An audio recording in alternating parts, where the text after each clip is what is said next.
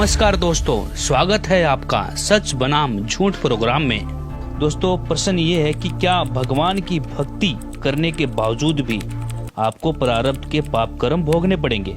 हम आज इसी बात पर चर्चा करेंगे। जानने के लिए देखिए पूरी वीडियो। हम आपके सामने कुछ भारतीय संतों के विचार रखने जा रहे हैं जिनका प्रारब्ध के पाप कर्म के लिए क्या कहना है। तो आइए इस कड़ी में सबसे पहले जानते हैं विचार देवकीनंदन ठाकुर जी का। आपके प्रयास से, भगवत भजन से वो कम हो सकता है, समाप्त नहीं हो सकता।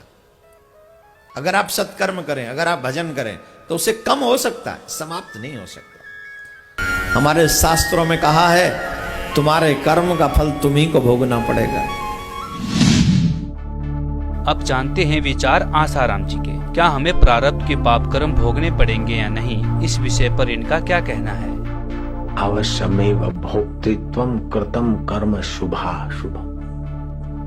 अच्छे बुरे कर्मों का फल अवश्यमेव भोगना पड़ता। जो लोग मनस्वी हैं, सत्संग पर ध्यान नहीं देते, खाली संत का आशीर्वाद ले जाते या संत के शिष्य कहलाते, फिर मनमाना कर्म करते, उनको भी कर्म का फल तो भुगतना ही पड़ता है देर समय। अब जानते हैं इस्कॉन से रुक्मिणी कृष्ण प्रभु जी के विचार। गीता में यह भी बताया गया है किसी भी क्षण हम निष्क्रिय नहीं रह सकते। कुछ ना कुछ क्रिया तो हम करते ही हैं और उस क्रिया का फल हमें भुगतना ही पड़ेगा। और परमात्मा हमारे पूर्व जन्मों के सभी कर्मों का ब्यौरा रखते हैं। पूर्व जन्मों के कर्मों के अनुसार जो हम डिजर्व करते हैं उसके अनुसार हमें परिणाम मिलता है। और जो पूर्व जन्मों के पापों का फल मुझे मिल रहा है उसको मुझे स्वीकार करना चाहिए और अपने कर्मों के फलों को ठीक करने के लिए मुझे भगवान की भक्ति में जुड़ना चाहिए। हरे कृष्ण। अब जानते हैं जैन धर्म से जैन साध्वी वैभव श्री जी के विचार। कि हमने आज दिन तक प्रवचनों में ऐसा सुना है कि भोगे बिना बंधे हुए कर्मों का छुटकारा संभव नहीं है। अब जानते हैं संत रामपाल जी महाराज के विचार। कि जितने भी ऋषि महर्षि संत हुए हैं ये कहते हैं कि प्रारब्ध का कर्म प्राणी को भोगना ही पड़ता है, भोगे से ही समाप्त होता है। ये है इनका अपना लोक वेद, न ये वेदों का ज्ञान है और न ही ये कोई और अन्य किसी जिसने परमात्मा प्राप्ति की उस महापुरुष का विधान है। वेदों में लिखा 8वें अध्याय के 13वें श्लोक में मंत्र में यजुर्वेद में कि परमात्मा तो घोर पाप का भी नाश कर देता है। किसी भी प्रकार का संकट आप प्राय भगवान उसको दूर कर सकता है। पुणात्मा यदि प्राणी को जैसा उसके भाग्य में है वैसा ही भोगना पड़े तो कोई ना भक्ति करे और ना भगवान की जरूरत फिर हमने। फिर आवश्यकता क्या है परमात्मा की? जिसके ऊपर कैर टूटना वो टूटेगा, फिर क्या की भक्ति करेगा? वो कर ली भक्ति फिर तक घूटी लावेगा, वो शराब पीने लगेगा या डाके मारेगा कि तो चोरी करेगा। तो इन लोगों ने बिगाड़ दिया पूरा समाज। क्योंकि पहले आत्मा सबसे पहले परमात्मा से ही राहत चाहती है। परमात्मा से राहत ना मिलने से फिर ये बकवाद करने लग जाती है, मन के अधीन हो गए। और जब परमात्मा का सहयोग आपको मिलेगा, आपको इतना सुख देगा भगवान, इतना बेनिफिट देगा, इतना आपको जो है बरकत देगा, आप सोच भी नहीं सकते। जब ही सतनाम हृदय धरो भयो पाप को नासे, जैसे चिंगारी अग्नि की भाई पड़े पुराने घासे। वेद फेल करेंगे इनकी अज्ञानियों की थ्योरी को। वेद बताते हैं कि परमात्मा घोर पाप का भी नाश कर देता है, ये देखिएगा ये जरूर। और इसको इस अनुवाद भी दानंद जी ने कर रखा है। इसने प्रकाशक है सार्वदेशिक कार्य प्रतिनिधि सभा 2/5 महर्षि सिद्धांत भवन रामलीला मैदान नई दिल्ली से। मुद्रक ये Prince offset printers 1510 Pataudi house Daryaganj नई दिल्ली से। और महर्षि दानंद सरस्वती कृत इसका अनुवाद किया इसने। यही is not writer of the Vedas, ये वेदों का लेखक नहीं है, वेदों का अनुवाद करता है महर्षि दानंद ओनली। अनुवाद में भी इसने, ये देखिएगा 8वें अध्याय का 13वां मंत्र, ये है अध्याय 8 यजुर्वेद 8वां अध्याय। यजुर्वेद भाषा भाष्य है। ये 13वां मंत्र है, 13वां। इसमें क्या लिखा है? देव कर्तस्य ऐनस्य अवजनम असि, मनुष्य कर्तस्य ऐनस्य अवजनमसि, पितर कर्तस्य ऐनस्य अवजनमसि, आत्म कर्तस्य ऐनस्य अवजनमसि, अन्नस्य अवजनमसि। और इसका अनुवाद इन्होंने किया है यहाँ पर 242 पृष्ठ पे, यजुर्वेद ये 242 पृष्ठ पे ये अर्थ है। हे सबके उपकार करने वाले मित्र आप, ये मित्र का अर्थ इसने उलझाने के लिए लिखा या परमेश्वर के लिए है? इसने सत्यार्थ प्रकाश में खुद कहा है प्रथम अध्याय में कि सबका सबसे हितकारी होने के कारण, हितैषी होने के कारण परमेश्वर का नाम मित्र है। अब इसी के कर कमलों से लिखा हुआ और दिखाते हैं सत्यार्थ प्रकाश में। ये देखिएगा, ये सत्यार्थ प्रकाश वही वेद, अब बाद में दिखाएंगे थोड़ा आपको पुनः। और ये कहाँ से प्रकाशित है?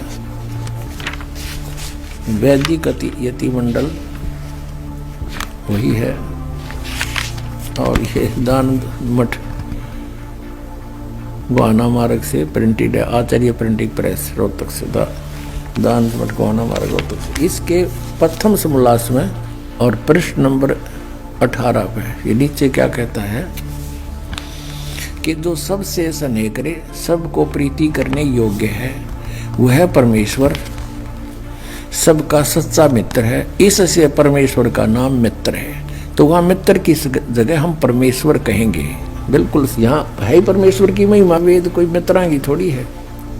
और दान देने वाले के पाप मित्र के नाश करेगा, बता कोई बात है? तो ये मित्र परमेश्वर का नाम लिख दिया इसने। तो हम यहाँ परमेश्वर कहेंगे, हे सबके उपकार करने वाले परमेश्वर, दान देने वाले के अपराध के विनाश करने वाले हो। यानी जो दान देता है उसके प्रारब्ध में जो पाप हैं उनका नाश कर देते हो।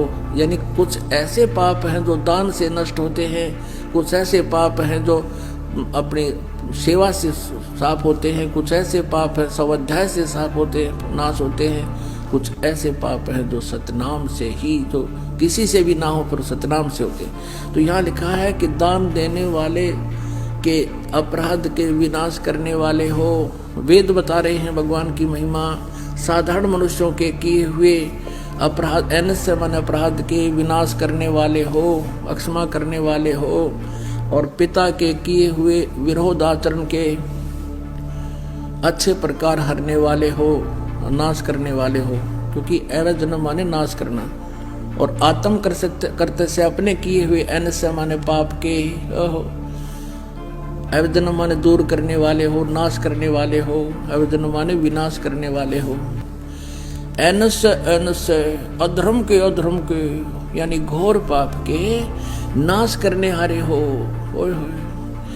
और हो जानता हुआ मैं कुछ भी अधर्म आचरण किया करता हूँ वा करूँ, किया करता हूँ वा करूँ। ओह, वे तो कहते पहले जो कर चुके और अब कर रहा हूँ और आगे भी जो करूँगा, अनजानपने में तो जो कुछ भी किया करता हूँ करूँ, उस सब का ऐनस्य माने पाप का, दुष्ट आचरण नहीं। ऐनस्य हम सब कुछ पढ़ सकते हैं, इसको भी पढ़ सकते हैं संस्कृत को, क्योंकि नागरी लिपि है।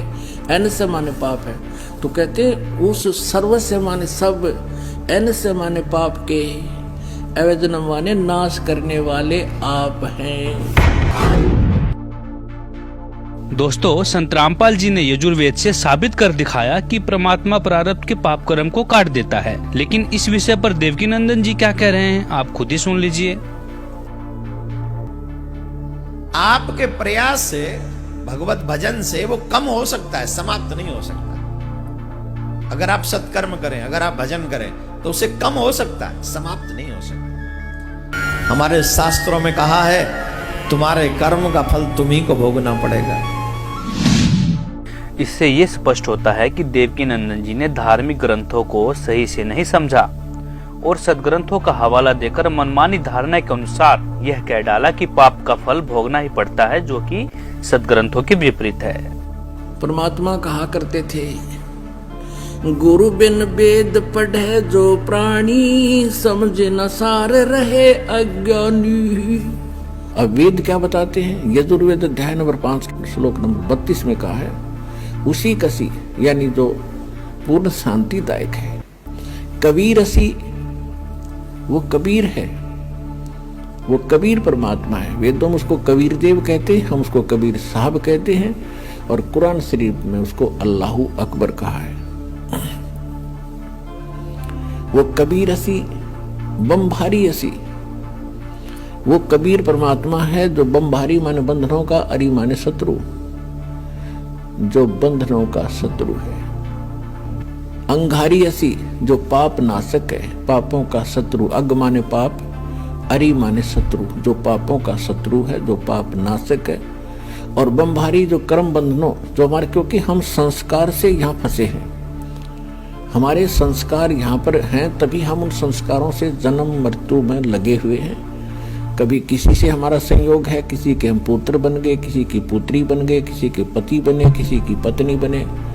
तो ये संस्कार हमारे जो हैं, इनके कारण हम बंद में हैं, और ये काल की बंद है, कैद है, बंदी ग्रह है। तो फिर परमात्मा खुद बताते हैं कि बंदी छोड़ हमारा नामम, अदर अमर है अस्थिर ठामम।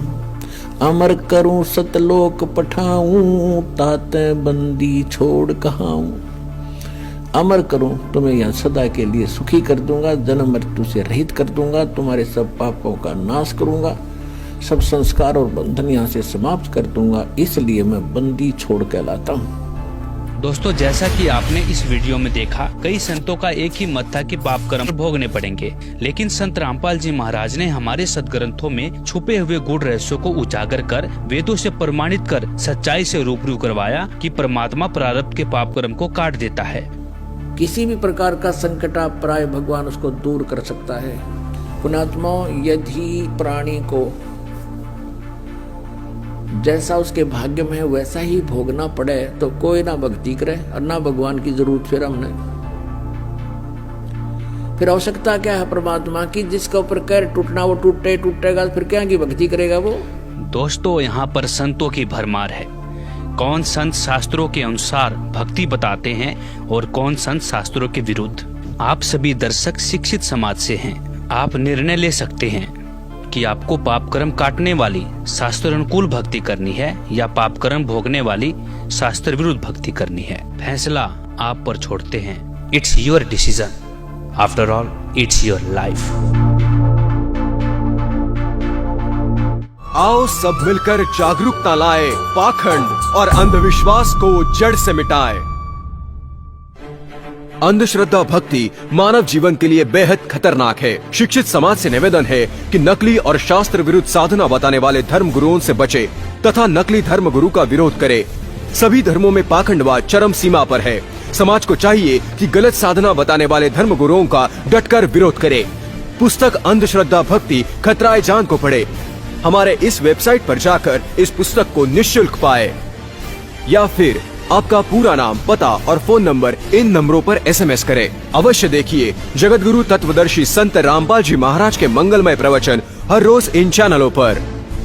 अगर आप ये वीडियो YouTube पर देख रहे हैं तो हमारे चैनल को सब्सक्राइब करें और बेल आइकन को दबाना ना भूलें।